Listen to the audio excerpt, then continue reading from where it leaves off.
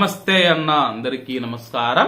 ఈ రోజు కువైట్ లో ఉన్న దినార్ రేటు విలువ గురించి తెలుసుకున్నాం. ఈ రోజు కువైట్ లో ఒక దినారు 277 రూపాయల 62 పైసలుగా ఉంది.